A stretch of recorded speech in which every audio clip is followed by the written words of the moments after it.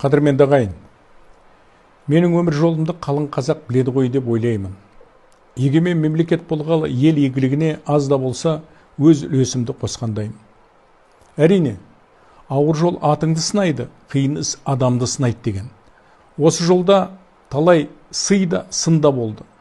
Оның ішінде қадіріңді байыптағандар да, жалған жала жауып бос айыптағандар да болды. Дегенмен, сол жалған айыптарға көңіл бөлмедім. Сотқа жүгініп кеткен есемді ешкімге артпадым. Өйткені атам қазақ айтпақшы, ақтың отын ақмақ өшіре алмайды. Қашанда әр мәселенің әділдігін адам көрмесе де Алла көреді деген қағидаға сүйендім.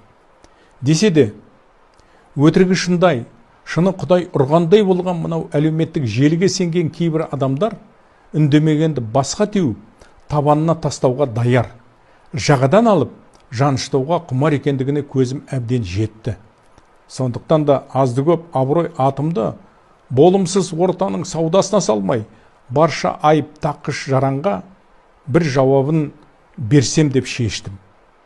Біріншіден, мен әрбір тасы қазақтың иісі аңқыған Атырауда туып, түшкірсе де баба дәстүрі деп түшкірген атамның тәрбиесін, көз ашқаннан санама қазақтың рухын, мәдениеті мен әдебиетін сіңірген, анамның тәлімін алып, өскен қазақпын. Шыңғыс Айтматов айтқан, жеті атасына тамыр жібермеген адам жетесіз. Оны білмеген жерден әдепсіз қылық пен арам істен жеркенбеуі басталады деген екен. Қарапайымда қатал елдік философияны үлкендердің аузынан көп естіп, шыққан тегін, барар жерін, жақын мен жатты айыруды біліп өскендердің қатарынамын.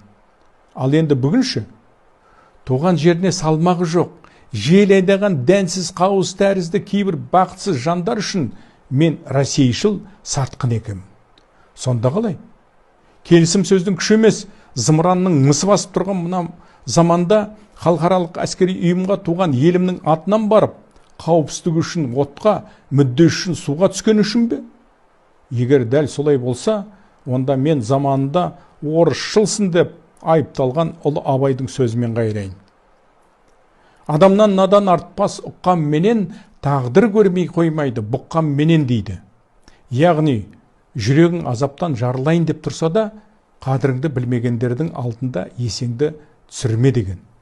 Сондықтан түсінгендерді бағалап, түсінбегендерді сарылап өтетін өмір бұл.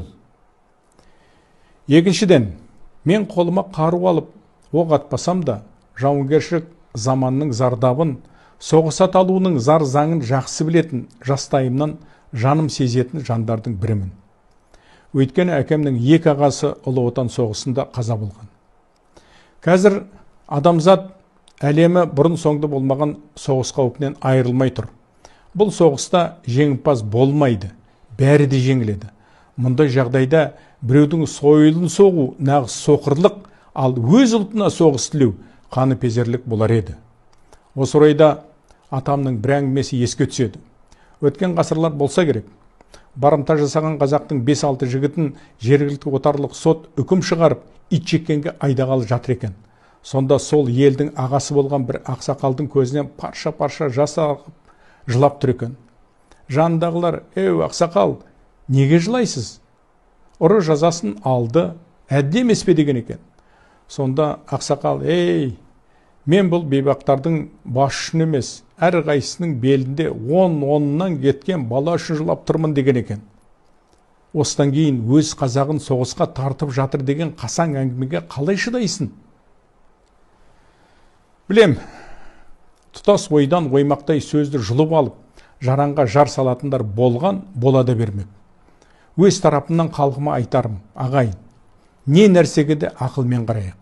Ал ақылды сақтайтұғын мінез деген сауыты бар, сол мінез бұзылмасын.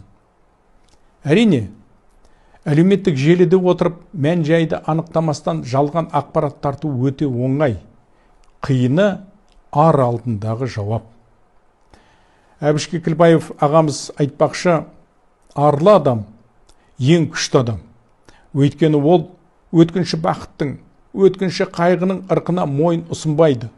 Сондықтан да оның тағдыры қиын болуы, ауыр болуы мүмкін, өкінішті болуы мүмкін емес. Менің де өмірімдегі ел жұртым сеніп мойныма артқан қай қызмет, қандай жұмыс болсын, ұялатын жерім жоқ. Мен үшін халқымыздың мүддесінен биік ешнәрсе болған емес.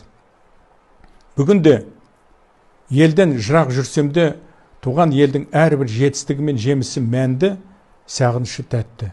Әрине, мен үшін еліміздің сенімінен шығу жолында мемлекетіміздің мүддесін сыртта сақтап жүргізудің маңызы өте зор.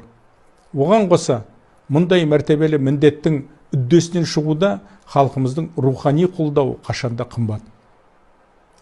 Сөз соңымда ардақты ағайын, ораза айт құтты болсын. Ұстаған оразаларыңыз, ізгі тілектеріңіз қабыл болсын. Еліміз аман болсын. Рахмет.